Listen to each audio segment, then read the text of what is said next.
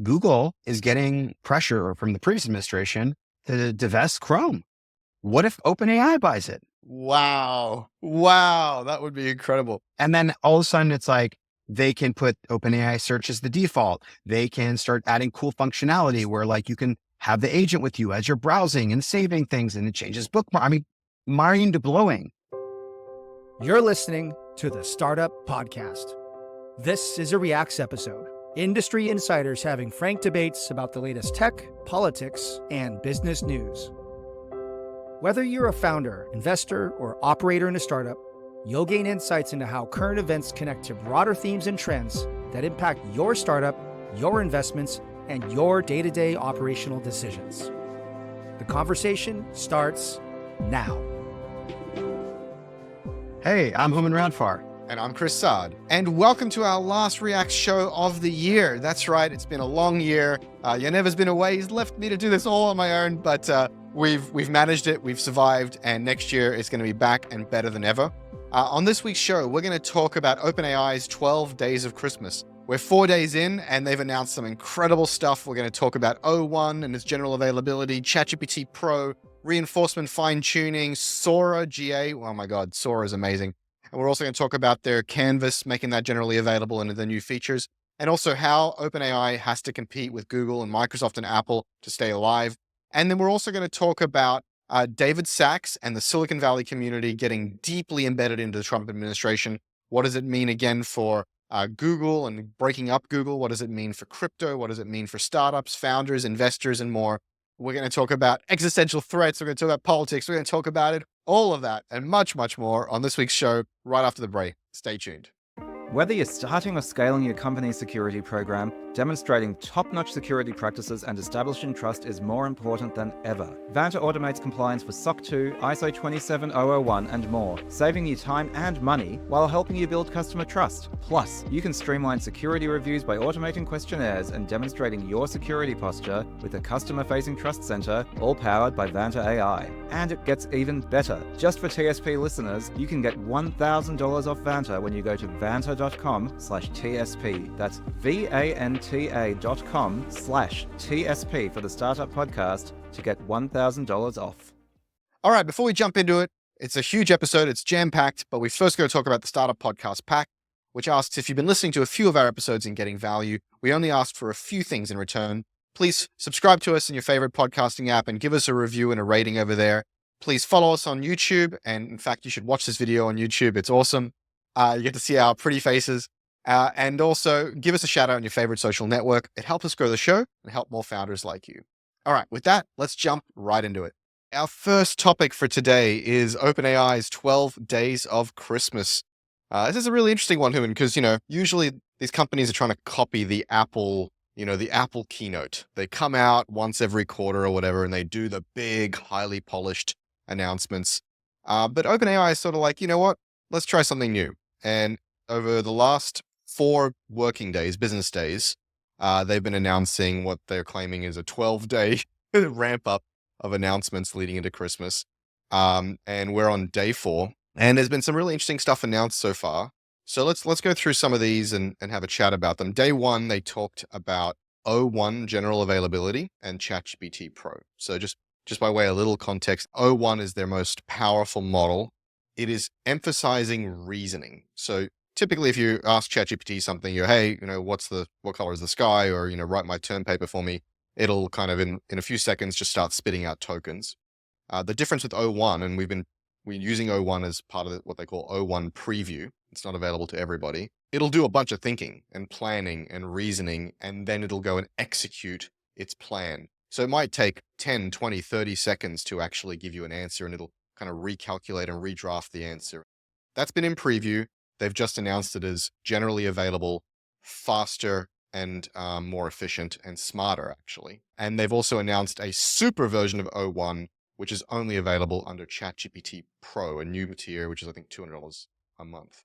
What do you make of day 1's announcements? O1 general availability, O1 Super or Pro, I don't know what it was called, and then the ChatGPT Pro tier. I think, maybe we'll take it in reverse order. The Pro tier, I think, is intriguing for not just what the pro tier offering is. So I think the model itself is fairly amazing. I only recently got to try it. So I guess I'll reserve full judgment, but I mean, it was very, very impressive. But I think as impressive as the tech itself was, it's like a very interesting power move that, you're now straighting the population. Do you use the $200 version? Do you use, I can't remember the next tier around, like $20 version or free? That experiment from like a pricing point of view is really interesting. And if they continue to release like the very, very edge, like I thought that was an incredible experiment in price discrimination. I think it's going to work better than people think. And they'll have these amazing power users who are going to be like these Valley people and New York people, all these influencers that you want to be using the edge and always basically, whether it's good or not, probably think, oh my God, did you see the new model? Like we have access to it. So I don't know, man. I thought, yes, of course the tech is great, but the idea that you're going to charge a customer $200 is so, and in my opinion, bold. Not just Silicon Valley people, right? So the cutting edge researchers, material science, developers, if you're in hard tech or at the frontier of knowledge creation and learning, you're not going to use the $20 model, right? you're going to use the $200 model or the $200 plan. And I think the criticism of the plan was, well, like O1 Pro was only marginally better. And Sam in the kind of presentation made a point to say it looks not much better on the graphs, but it's actually a real meaningful difference. And people are going, well, I'm not paying $200 for just a little bit of better O1. But I think, to spoiler alert, for day 3 with Sora, they've also put more stuff into the ChatGPT Pro tier. So it is a tier they announced with only one feature, which was O1 Pro. But over the last few days, and I suspect over the next whatever remaining days, there'll be more and more being jammed into ChatGPT Pro tier. And they have room to wiggle now. I mean, I think it's an interesting platform for them, right? I think now they can always give the edge to these people that are willing to pay the most. And again, it's back to price discrimination. Classically in consumer product, especially online, our generation was everything's free. And then you're like begging that 5% for money of people for power features and going up to enterprise. These guys are really challenging that model from day one. So I applaud them. I don't know if the packaging is exactly right, meaning is O1 plus Sora going to be the thing that does it? But the idea that you can buy being at the edge of AI is a really, really appealing thing. And I almost wonder if there's like a branding play to it. It's like, oh, are you on Pro? It's like, yeah, of course I'm on Pro. Like I mean, we'll see. I just think there's something more subtle to this that's as interesting. Yeah, well, as you rightly point out, it's not just access to real utility, it's also status. You got to be on Pro. So you're right to point to price discrimination. This show is about founders and what you can learn by watching the news and watching the best of the best do this. And so we started in the world of free with ad support. With B2B SaaS, there's freemium, give them a bit of taste of the crack and maybe have some additional tiering. There's kind of a gap in the middle here, right? There's free, there's 20, and there's 200. I suspect, they're going to start introducing a little more tiering and it'll look more like a traditional SaaS price strategy. But yeah, why not? If you've got the most exciting, interesting company in the world right now with the most exciting, interesting technology. It reminds me, we spoke a little bit about this last time about like the Musk move. Hey, you're going to pay a deposit on this car and I'll give it to you when it's ready. Yeah. Right. It's changing the psychology of the relationship with the consumer. Like I'm letting you into my club. Like I don't need you. I don't know. There's something really interesting about the branding and the positioning, the boldness of the experiment. Again, I think they're going to change what's in it. And to your point, they may have multiple tiers, but the fact that they had the courage to go from 20 to 200 without even blinking, there's something really interesting about that. That'll change the way we think about AI and monetization probably for a while. Actually, that's what I was going to say, which is not only does this put them in an interesting position, what it does is that there was a race to the bottom for AI pricing between Microsoft and Google and what have you. And so what they've said is, no, stop that shit. We're going to peg the price up here. And what that'll do is that'll start to create more headroom for monetization in AI, which will actually supercharge demand for their models. And it'll supercharge, justification spending on GPUs and NVIDIA. Actually, it'll have a lot of downstream impacts. And there's a tension here, which they're walking well. So when they first talked about releasing a bunch of stuff for free, on this show, we talked about, or free or nearly free, right? They're driving the cost of the tokens down, down, down.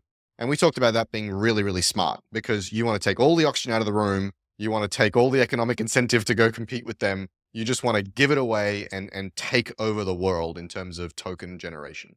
What they've done is they're doing that. If you want tokens, we got tokens. They're tokens for nearly free.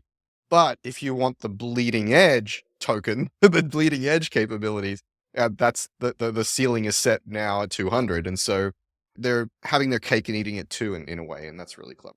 Yeah. And I think, I mean, to continue on, I think the other interesting marketing play, which I think you acutely highlighted and smartly, the 12 days. This is a period that's in tech classically fairly quiet.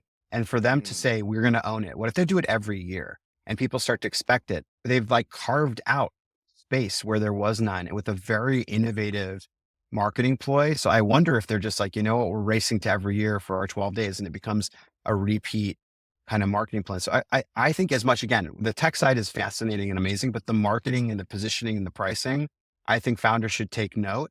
Like they just made their own, like they took over space that no one was shopping That's right. for, you know? That's right.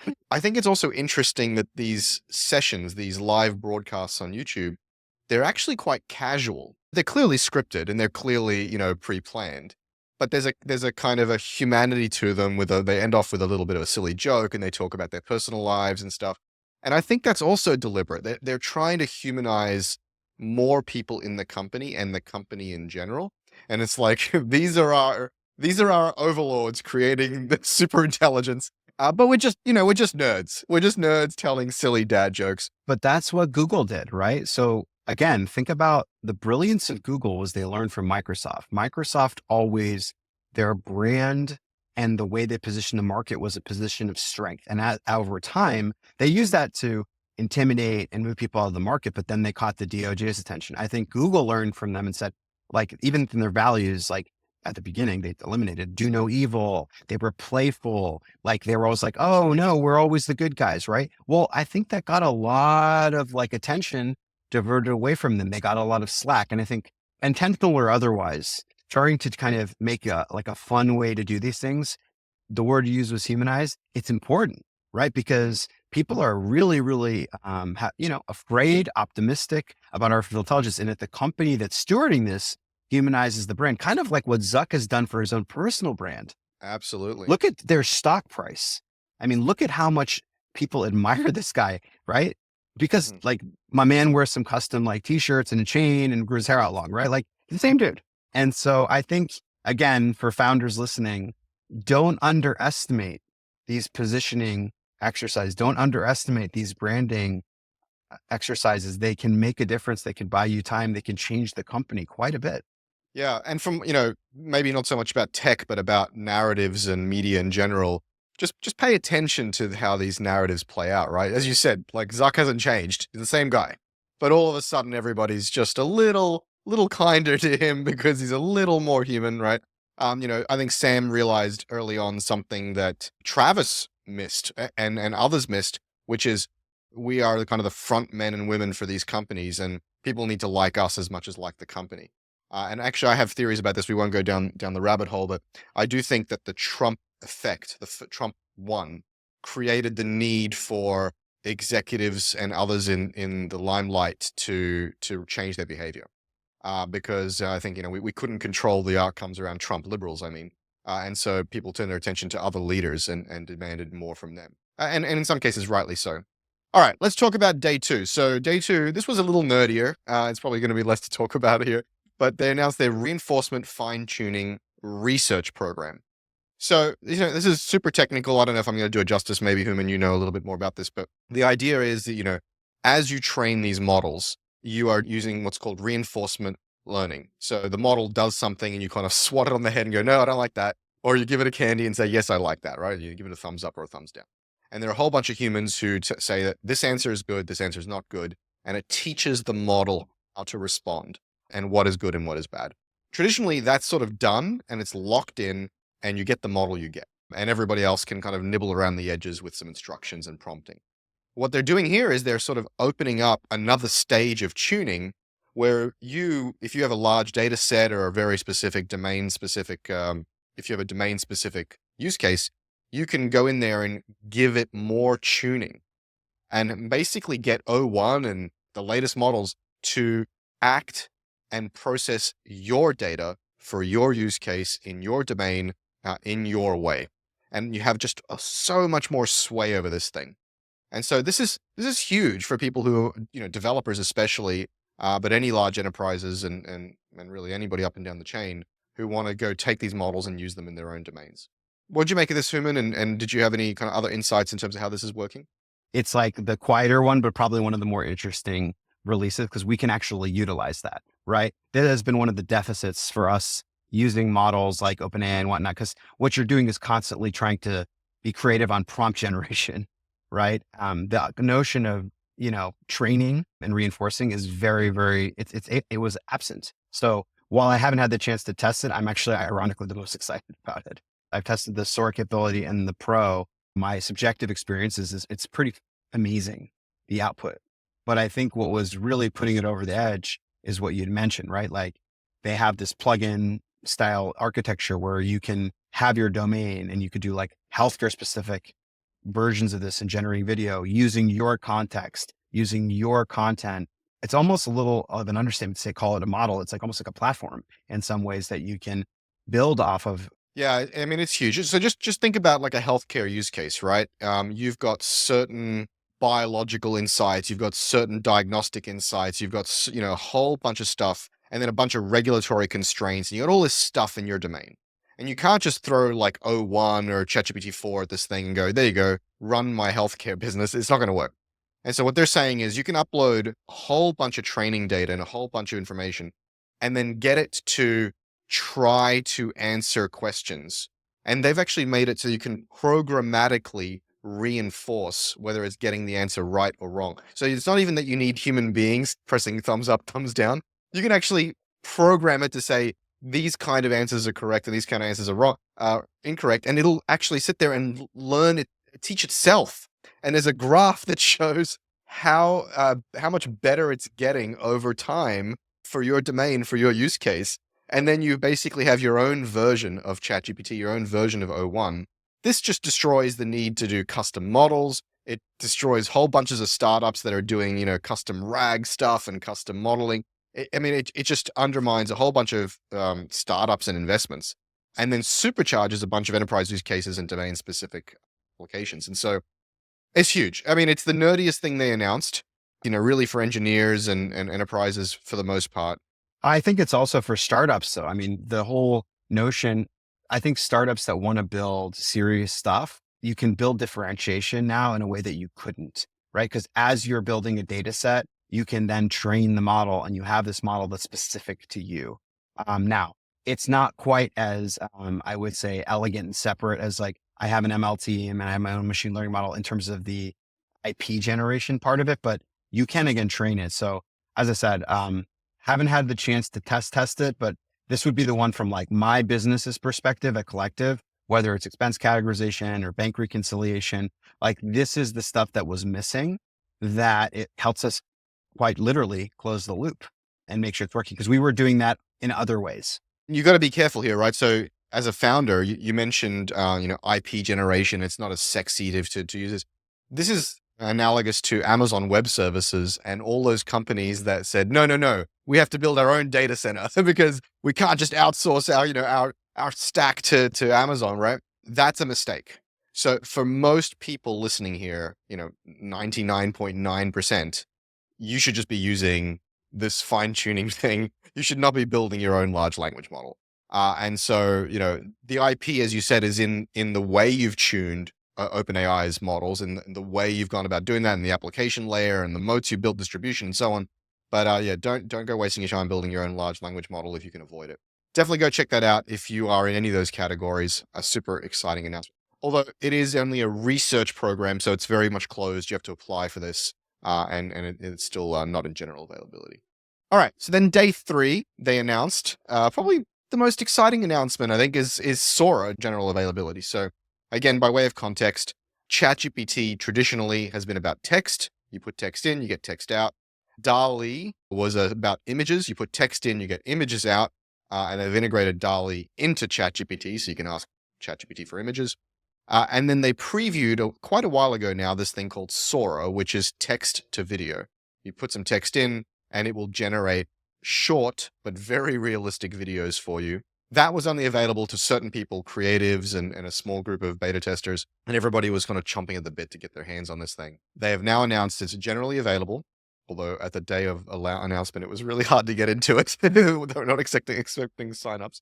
And they've announced a whole bunch of features on top, kind of an authoring environment with storyboarding and the ability to modify the images, the videos that get rendered and so on. It's damn cool. It's damn cool. I mean, it's visual, it's beautiful, it's compelling. It's not perfect. Arms and limbs go different places. I think object permanence is a problem, but this is version 1 of something that is going to become more and more miraculous and incredible over time. Hooman, you've seen this, obviously. You've played with it. I've played with it. What do you make of this incredible video production capability?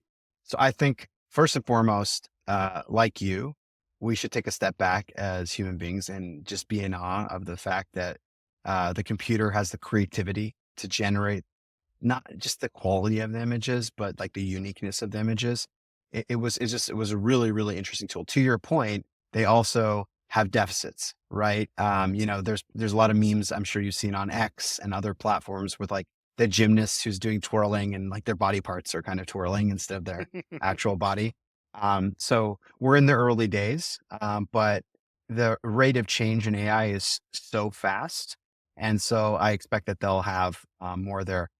I think the other thing is the model's extensible, right? And so there are other applications. They have a plugin infrastructure and framework so that you can build video-driven, image-driven applications, the way that you want to. I think that's super interesting. I'd say like 2 industry level observations that they've impacted. We talked about earlier that like they're humanizing their brand and doing it through Christmas.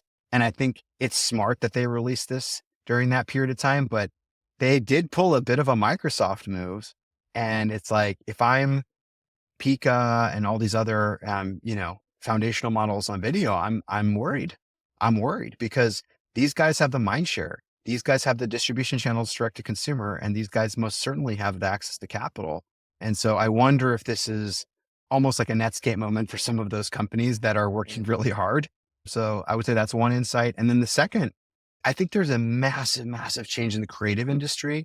And, if I were, maybe in a different position now and not fully devoted to collective, man, there's new generations of Pixars that can be built. You can work with OpenAI to start generating scripts and riff on them on different, research and whatnot. But now you can actually start storyboarding, maybe even creating light, video and whatnot. But at some point, if you see the logical end to this, like there could be a person who's like a 1-person studio who's putting out these miraculous, awesome stories with music and everything. So like we're getting to this point. I think I mentioned like on one of the previous episodes, this $1 billion business one. Well, it's not just tech businesses. We can see the revival of media in some ways. If you are an effective storyteller who knows how to use these tools, now maybe you're not 1 person, you're 5, but Pixar had to have like hundreds of people building rendering technology and all these other things. You can see a world where like people are mass producing things that, at this point, it's like, if you're not good at story and orchestration, that's the skill set at this point, right? So this podcast was the one that popularized the idea of $1 billion company with 3 people, thanks to ChatGPT. Ben Parr said that, very, very shortly after the ChatGPT moment, and Jeremiah wrote it and posted it on LinkedIn. We got 1 million views, and it's been cited everywhere. And I think you almost declared it concisely there, Hooman. I think we can declare there will be $1 billion movie with 1 creator, right? There'll be a director, whatever you want to call them, right? One creative force generating a movie that will generate at the box office $1 billion. That's going to happen, I think. Is it one year, 1 decade? I don't know, but it's going to happen somewhere in there. And so I think it's a very, very exciting future. A couple of other things to note that Sora points to. The first is there are extended features if you have ChatGPT Pro. So they announced the tier on day 1. And on day 3, they're adding more capabilities to the tier. And so here you get faster generations, more generations, higher resolution generations if you're a ChatGPT Pro subscriber. The other thing it points to is that there's a new UX, right? So I've long said that chat has real limitations. It is not the end state for AI. It is an important metaphor, interaction model for AI, but it's not the final one or the only one. And here you can see a lot more UX around the generation of these videos. There's a feed, there is buttons to remix and change resolutions. There's storyboarding feature where you can add keyframes. This is much, much more visual, a way to interact with a model, which is appropriate because it's a visual output. But I think this will be true for text-based input, image-based input, and all sorts of things. And in fact, the day 4 announcements, Canvas also points to this, and we'll touch more on that when we get there. And the last thing I think it's worth noting is, I tried using it yesterday. I still struggle with it, right? Like there's this level of precision that you get from a Figma or from a Final Cut Pro, or from grabbing a camera and pointing it at something, where you can really control exactly where the camera is and what it's doing. And if you're highly opinionated about what you want to see, it's hard. It's only version 1, but it's hard to get precisely what you want generated from the model. I'm sure with a lot more prompting and a lot more work and a lot more investment, and more features to be released and more iterations to be released, it'll get better and better and better. But right now, if you are deeply opinionated about the vision you want to see on the screen, it's not the right thing for you. But that'll change, and it's going to be really fun to see it evolve.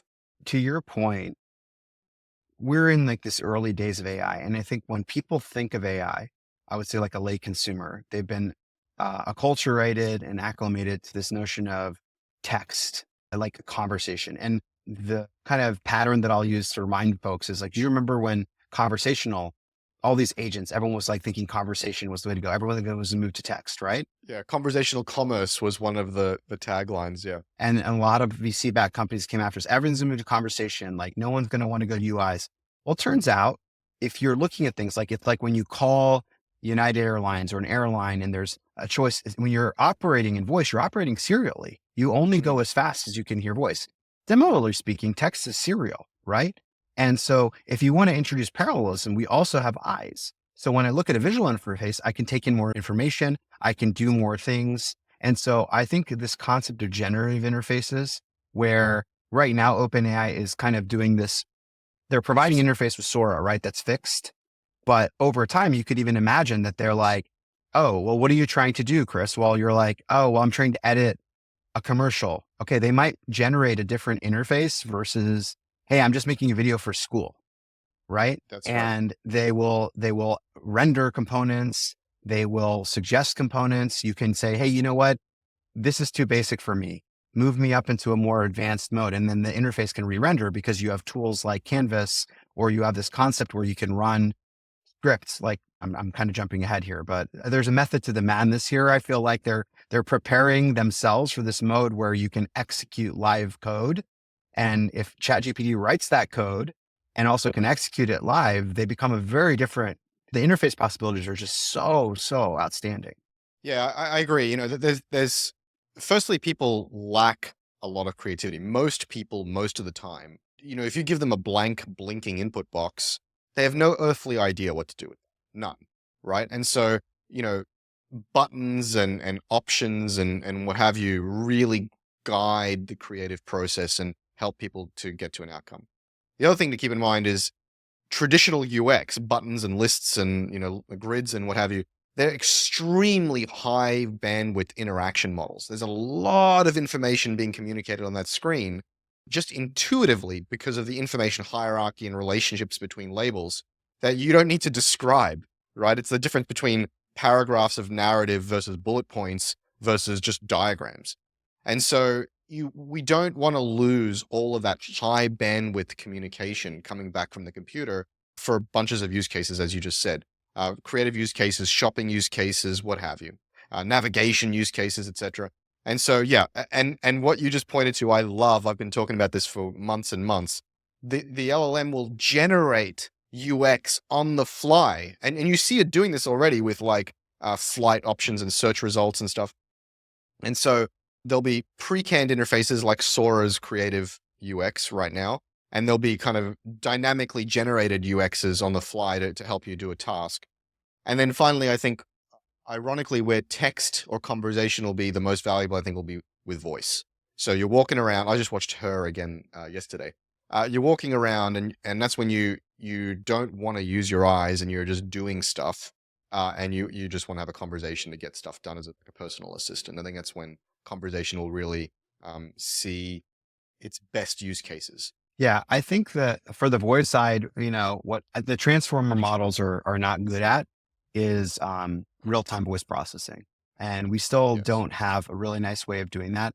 I think what will really take voice into the mainstream and start ushering in this next generation of AI interfaces is once you can do that real-time processing of voice and move away from the server-based interaction where you're serializing. Well, advanced voice is doing that. I mean, have you played with ChatGPT Advanced Voice? But I'm saying, like, if it gets out into applications and it's everywhere and it's getting faster and faster and faster, Oh, right. that's the thing. Like, I always use this example. Like, I'm sitting there on Yelp and I have to go, if I want to go find a restaurant with my wife, first I'll talk to her. I'll be like, well, what do you want? She's like, well, look at Japanese. Well, oh, it's not around here. And it's this. So if I had a conversation, there are pauses in the conversation. Can you find Japanese? And then while it's re-rendering your face, oh, wait, but can you do local? Oh, wait, but can you, I'll 15-minute drive. And there's natural pauses where the computer will have time to adjust interface. And so as you're having this kind of broken conversation with the interface, it can adjust to the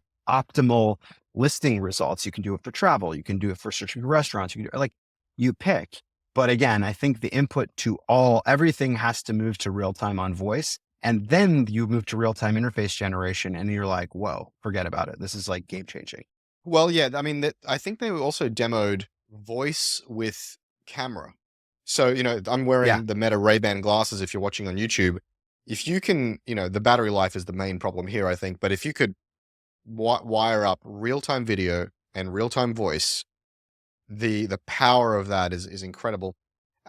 For me, using advanced voice, the biggest problem is actually not the ability to interrupt it or any of that stuff. It's that it gets interrupted too much. So if you're in a busy cafe, or if it hears itself, it actually stops and like goes, oh, I'm sorry, and it's like recalculates what it's saying, and it's like, oh my god, just keep going. So ironically, the problem with interruption is that is discernment. You need to know when a piece of audio, some sound, is an interruption and when it's just background noise or a distraction.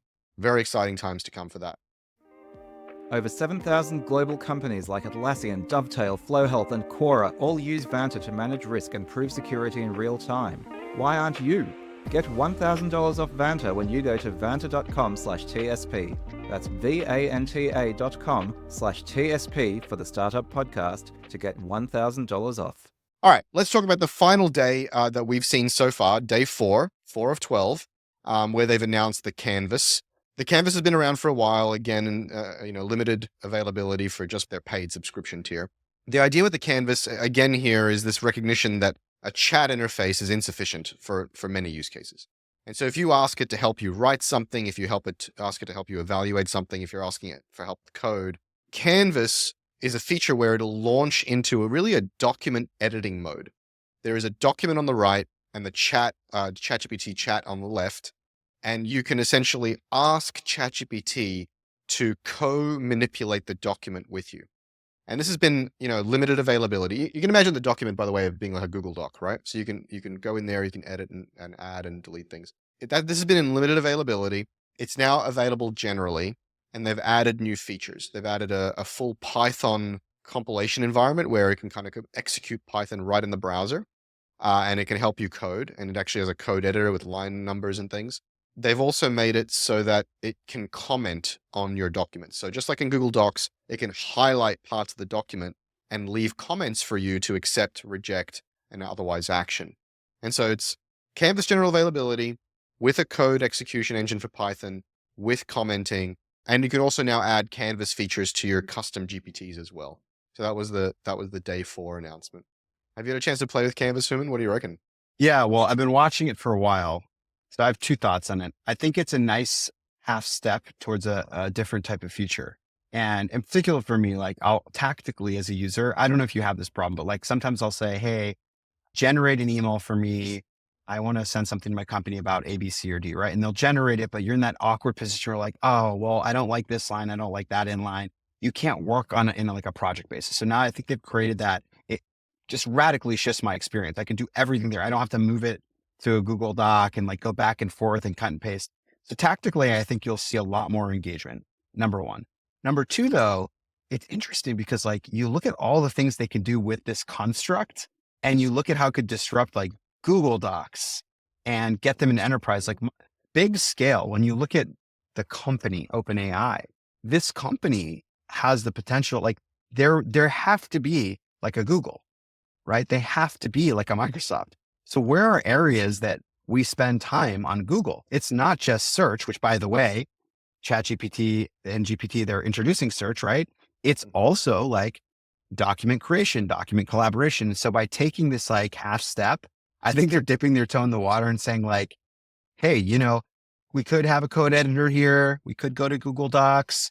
We're going to let you guys kind of show us some different ways, but who knows? I mean, God, you can see them extending it out and building a platform out of it. And like all of a sudden, they can like, we almost can like delete the notion of a doc and there's just these canvases. I mean, there's companies that have been trying to reinvent the doc, there's like Coda and all these other companies. So I don't know, there's something here where like, if you could see them pulling off like a really interesting move through learnings here where they disrupt like the productivity and collaboration space in a meaningful way because they need to, like they should do that. And like, if I look 10 years from now, we should be communicating using OpenAI, right? Which then means they're going to have to build some sort of SMTP client. How that looks different, so I think they're starting to think about that. And they have a whole group of people that they hired on business, right? Like under Kevin Wheel, they have a whole business unit. So I have to believe they're like chomping at the bit to start to work with this thing. What you have to realize is, and you're pointing to this, Hooman, is that OpenAI has a massive distribution disadvantage. They have Microsoft using them, but Microsoft can choose to use other models and implement them the way however they want. But Google has devices in every pocket. Apple has devices in every pocket. They have devices in every home. They have Chrome. They have everything, right? So everyone is just baked in to Microsoft and Google and Apple. And so OpenAI has great tech, but they're not able to get into your pocket, get into your muscle memory, get into your workflows. And so they need to change that real quick. And so they released a thing where it'll change Chrome to send all searches to OpenAI search. And they're now having to start building workflows, tools, devices that will get them into your pocket and into your workflow. This is a really important lesson for founders, right? When we talk about in Silicon Valley, this idea of full stack disruption. And if you're building a kind of developer platform or you're trying to change the way something is done, you shouldn't or can't really rely on downstream implementers to do it the way you wish they're going to do it. You have to set the bar. You have to demonstrate what the native next gen version of a thing looks like. So let me give you some examples. Google for a long time was struggling to get device manufacturers to make great Android devices. And they would just implement Android in the shittiest possible ways with all this bloatware on top. And so Google had to launch the Pixel range to say, this is how you make a fucking Android device. Pure Android, beautiful design, great cameras. They needed, as the platform tier, or the OS tier in this case, with Android, they needed to plant the flag for what great native Android devices look like. Microsoft had to do the same thing with Windows with their own Surface devices. Intel had to do that with reference devices, although they didn't release their own Intel computers, right?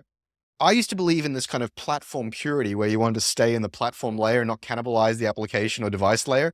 But it's turned out history has proven that no, if you have something fundamentally disruptive at the platform or OS layer, you need your own application layer example to show the OEM or integrator community, the app developer community, what great looks like. And so what OpenAI is doing here is saying, we need to build our own Google Docs. We need to build our own collaboration environment that is AI native, that sets the bar for what AI native interaction models look like. And then Google and Microsoft and whatever can start adapting their workflows because we're setting the bar. And guess what? If they don't move fast enough, that's okay. We will grab a bunch of consumer engagement and workflow, insert ourselves into workflows and build our own distribution as well. And so this is a really powerful demonstration of the idea of when new technology emerges, new winners and losers emerge, that when you have a platform layer innovation that can affect the end user, you have to go full stack and build native examples.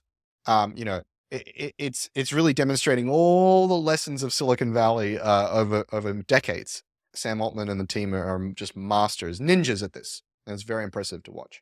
I agree. I think they're doing some strong work. I think right now they've established that they have a really strong shipping culture. They're putting out quality work.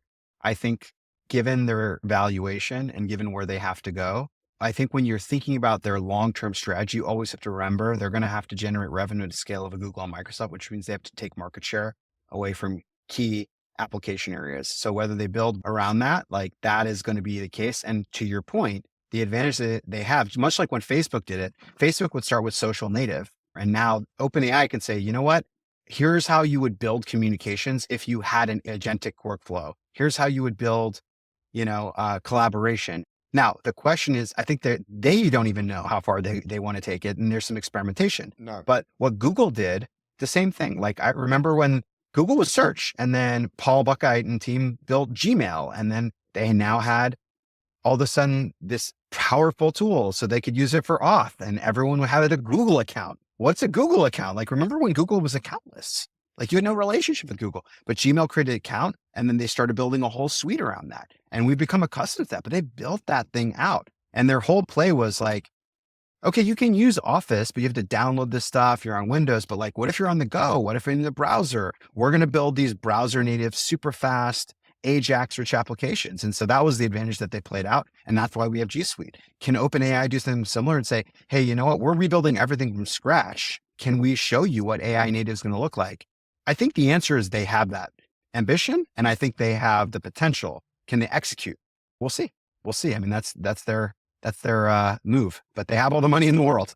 Yeah, I suspect, from the outside that they don't know how far they want to go with this. I think you're right. And there's probably some debate internally about how deep they want to go in the application stack. Look, I think the worst case scenario by going deeper and deeper into the application stack is that they agitate and inspire the developer ecosystem to build better, more AI native workflows, probably powered by their models, right? And so the rising tide lifts all boats.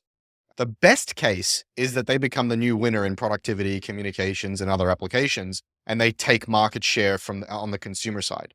That's like a win-win, right? There's no downside. Whatever way they choose and however it plays out. They might also buy things. Imagine if they're like, you know what? I'm going to buy Superhuman.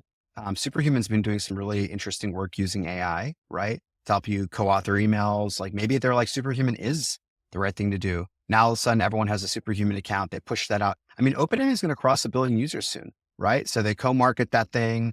They also get some of the users Superhuman. And I think the most critical thing that they have to do is start to determine from a business perspective where they're going to start and stop. Because as you've seen, and you've had a lot of experience in developer ecosystems, they need to do some level of signaling. So people are like, is this safe to build on this thing for 5 years? Or am I going to constantly, am I building on sand? Like Facebook early on with the Facebook platform, everyone wanted to build on it, but then it was just like, well, actually you can't do third-party ads. I'm just kidding. You can't do any ads. Oh, we're taking away the graph. Oh, remember that canvas on Facebook, by the way? We're taking that away too. Build everything through. And it was too hard, right? There was a few companies obviously got huge like Zynga.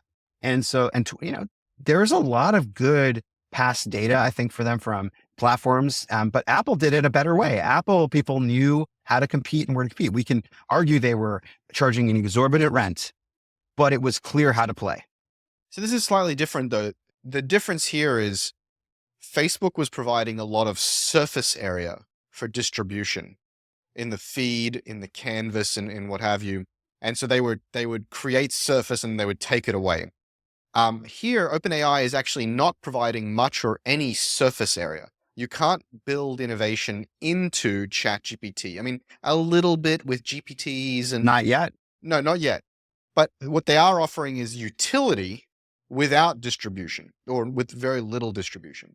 And so they have a very, very strong developer developer utility, developer capability, which I don't see them taking that stuff away. I think they just keep putting stuff out, and they're also building their own consumer applications. This is the art and the science, I think, of like building out, a platform, like ecosystem, and you have imperfect information. You have to build a business.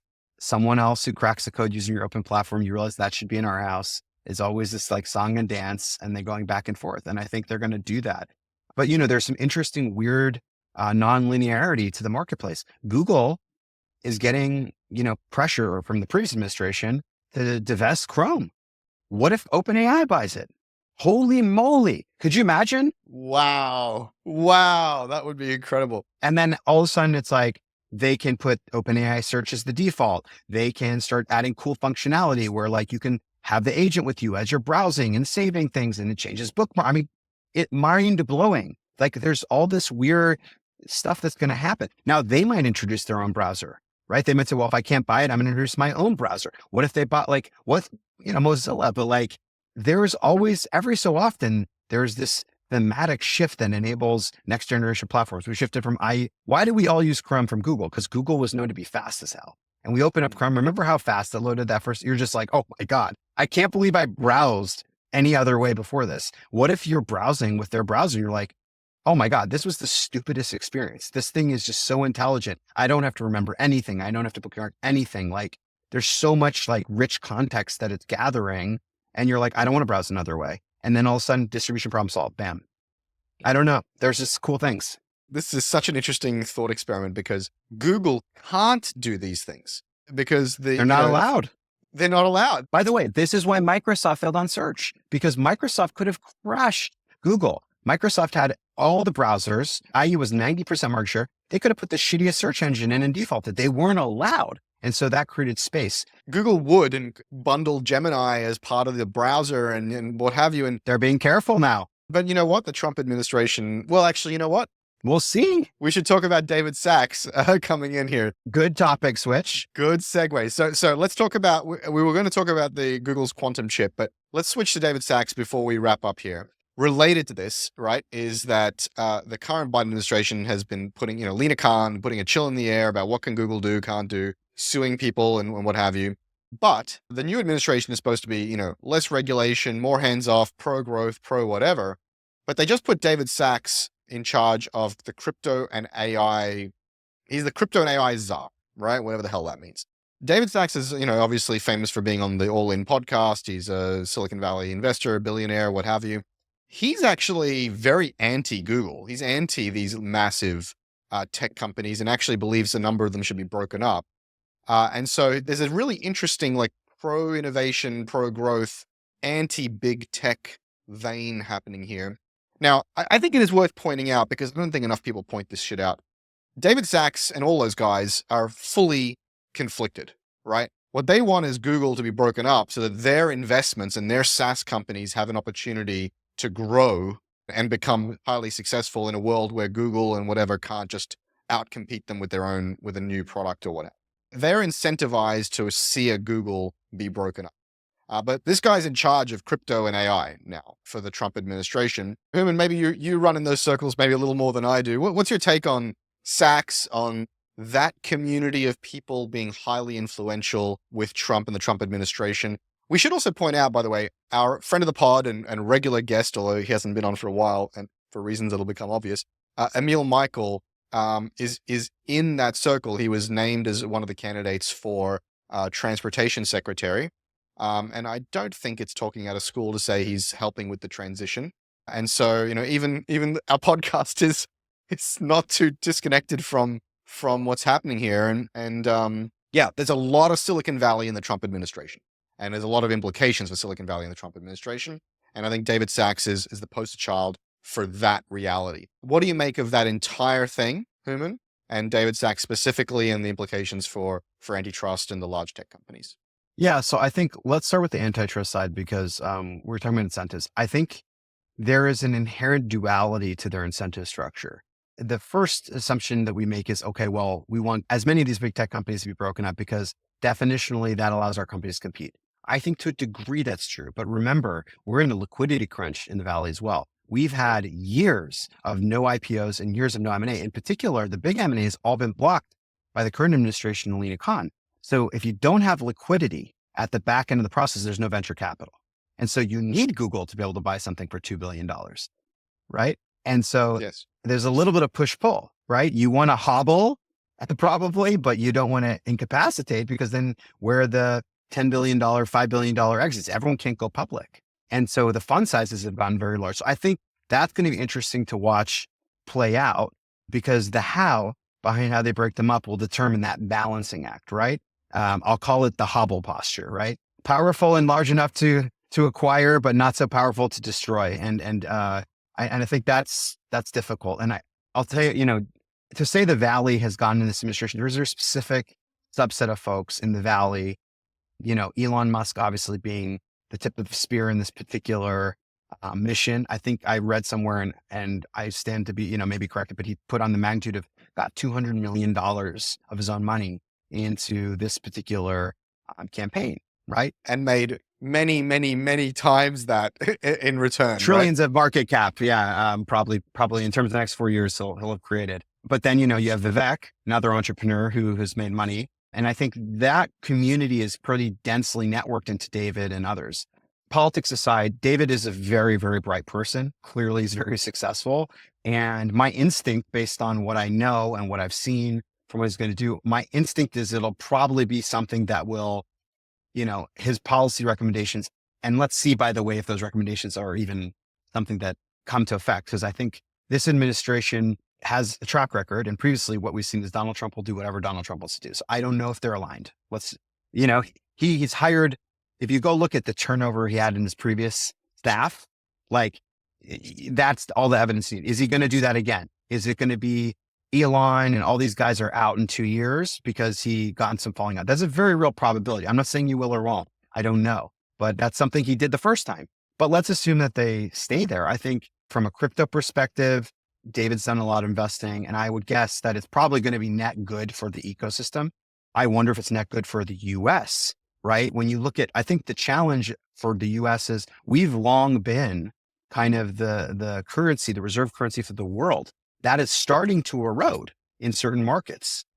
China, for example, is pushing to be the reserve currency, but then you have this upstart Bitcoin, which just keeps on kicking up. I mean, I remember 2010, people were like, it'll never break 1,000. Now we're talking about 100,000. Now, it'll never break 1 million. You know what I mean? It feels like, and at one point you're going to have so much value stored in Bitcoin, and okay, fine, Solana, whatever it is, right? But let's call it Bitcoin for now.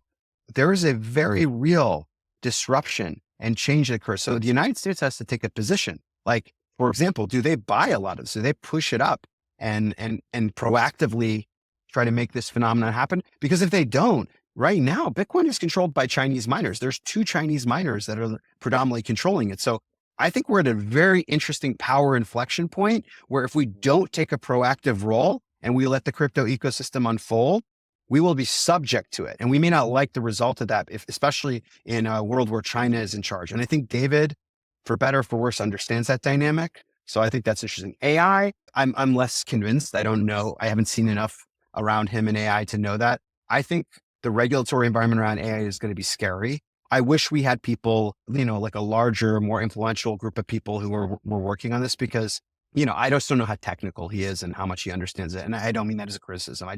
I mean it in the most genuine way. I don't know if he's my first round draft pick for that, but he most certainly has access to those folks. So, I mean, we'll see. My fear with some of the stuff, I think there's a pool of I think Mark is great, and Andreessen and others, again, politics aside, they've done a lot for innovation in the Valley, but the null hypothesis is technology is good. It will hurt things maybe for some populations, but net, it's that acceleration thesis that him and Gary Tan have. Okay, but if you're wrong, there needs to be some study, there needs to be some discussion around AI in particular, because there's no undo.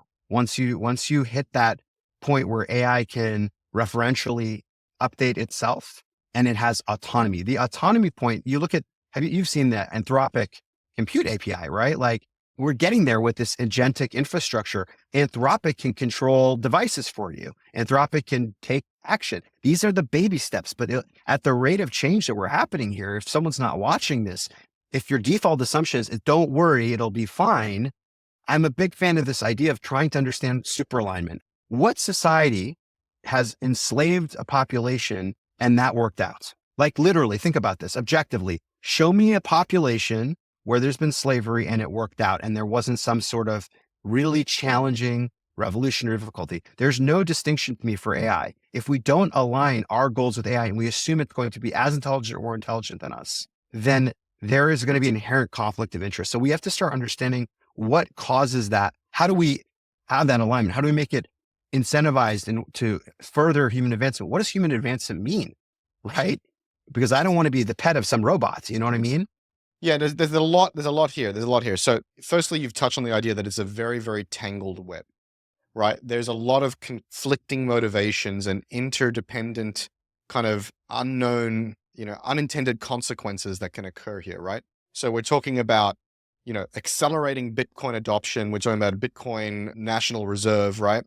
But at the same time, we're talking about protecting the US dollar as the global currency, right?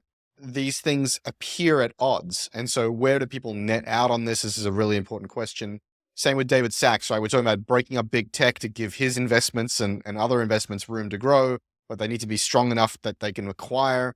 There are these really interesting forces at play. But as you're right, also, you're pointing to this idea that when it comes to tech and it comes to capitalism and it comes to growth, it seems like the Trump administration and all the acolytes are like, go, go, go. Put the handbrake down. If you're going to make a mistake, grow and win, and we'll figure out later. Don't be the loser, right? That's right. It's just grow at all costs. Tech equals good. Growth equals good. Capitalism equals good. We'll figure it out. We'll figure it out on the other side, right? And I think just today they announced, as of recording, that I think he tweeted out, Trump did, that if you're investing $1 billion or more in the US, basically you get zero regulations. They're going to turn off all the permitting and all this stuff for environmental permitting and everything else. Basically what he said. And so they're just like, grow, grow, grow, go, go, go. My mother once said to me, and I've just started repeating this to my son, moderation in all things, including moderation. And I love that saying because it just means like, every now and then let your hair down, go get drunk, go do some crazy shit, but think about moderation in your actions. And, this is kind of the opposite of that. And I think the Trump administration has no moderating forces. There are no checks and balances left. He has the courts, he has the Congress, he has everything. And in that sense, there's no moderating forces. And in their policies and the people that he's surrounded himself with, it's kind of accelerate all day, grow all day, tech all day. And look, I think, Hooman, at the end of the day, we and the people listening may ultimately benefit from this in the short to medium term. This is very exciting for VC. It's very exciting for startups, very exciting for tech, very exciting for crypto. As you said, though, the question is, what about society as a holistic ecosystem? Because tech and we exist in a broader context. And I think that's something that the all-in guys and the tech billionaires don't always think about enough. And it's something that might come back to bite us in the ass. So we've got to keep an eye on it. I think, look, I would say the following. What I would argue is that if you look at crypto, let's break these into pieces. We have taken as a country a position of almost neutrality in some ways. I mean, leaning to prohibitive stance. If we don't take a proactive stance, well, it's been prohibition through ambiguity, right? It's like we don't know, we're not going to tell you, and we may just sue you into oblivion. So good luck. Exactly, and it's progressed in spite of that. And I think things I agree with. I think the United States should take a proactive position, and we should put ourselves in a position. If you believe crypto is going to be as pervasive as it looks like it's going to be, we had better take a position where we are establishing the agenda. The only way to do that is to take a stance and use the power position we have in the United States today to work. But again, you have all these conflicts with reserve currency and whatnot. If we don't do it now, it will be a Chinese dominated universe. I think similarly speaking with AI, we have the same thing. Like we have to set the agenda. I agree with that in principle. Like there's a lot of this agenda moderated and executed properly. I actually agree with. I just want to be on the record about that. It's just the no holes barred, no moderation angle that concerns me a little bit. I would agree. And AI is similar. I think, look, if we're going to make a mistake, I think we want to have all of the innovation, I mean, quantum included, coming from the United States. Like that puts us in a position to set policy, right? So I understand the acceleration argument. Like we shouldn't lose. I get that. That said, if there's one area that we should focus on is what is the definition of superalignment? And again, if you truly believe that these agents become autonomous and then autonomous leads to aware, what are you going to, if you don't start setting up the quote unquote fabric, the social structure between us and that new entity now, I think, and again, it's going to take iteration and thought, then I think you're going to be subject to it. There is a term like the difference between this and any other acceleration movement is the result will be an autonomous entity, right? Like when you were accelerating the internet, we were accelerating those things. These are tools, right? They're always as good or as bad as the humans using it, so you can regulate humans. When you're creating something that can edit itself, take action on its own, the outcome is so different. And that's why I think we can't lose the superalignment principle from a government level down.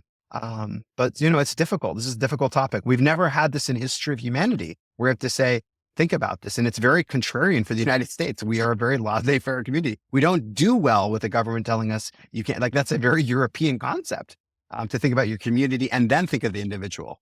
But here's the thing, and you alluded to this earlier.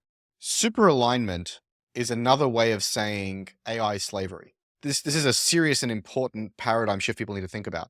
If we're talking about a super intelligence with something approximating consciousness, when you're talking about aligning it in a super way to our agenda, you're talking about coercion. You're talking about slavery. You can be. This is the discussion. My point of view is it's just a word. I'm saying alignment. I'm not saying slavery. From my perspective, I think that can be an output. I think the current course of speed, when we say AI is a tool, you are on track for that world that you're creating. Right. Where it's always subject to you and it's on when you want it and it works the way you want it. I think when you look at alignment, let me give you an example. Very benign example. I would argue that we have super alignment within the United States. I mean, you can argue it's not all there, but like we have states, right? And we have this light federal government. And we're all copacetic and we're working together and we have trade. We're not enslaved to each other, right?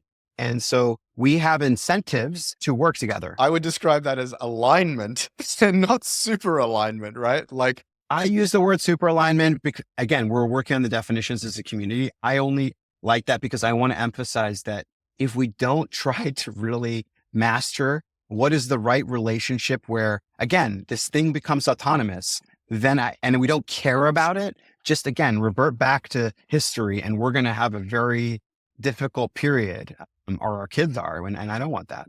Yeah, I mean, we've kind of a little bit straight off the topic, but it is worth pointing out that if you're just trying to align with something as a separate consciousness or entity, there is always going to be a continuous effort to drive that alignment, and that alignment may slip.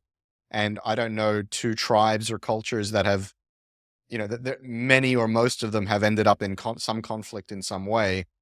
You could almost assume humanity is going to get spooked, and you just watch all the sci-fi, right? Like the first strike against the AI, now the AI has to go defend itself. It's actually quite interesting. It sounds, this all sounds like crazy sci-fi, but it's gone from sci-fi to real things we have to start talking about. I mean, look, I think that we're in the valley and I think we have a privileged position.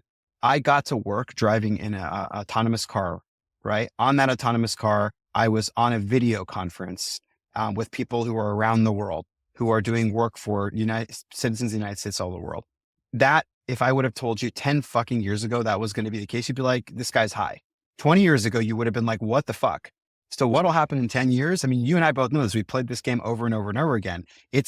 Yes, in 2-3 years, we might be overestimating. In 10 years, we are drastically, like you combine AI, quantum, all of the venture capital getting reloaded back into this environment over the next 10 years. It is going to be crazy, dude. It's going to be fun. I hope, but again, it's the autonomous part of this technology, that output, that final stage, which is the truly new and dangerous speech, which I hope we talk about. And that administration, my guess is that's not going to be the emphasis. My guess is going to be, we have to win those two areas, and the United States has to control the agenda. I think that's part one, and that's good. So we'll see. But I don't know. I don't know David well enough.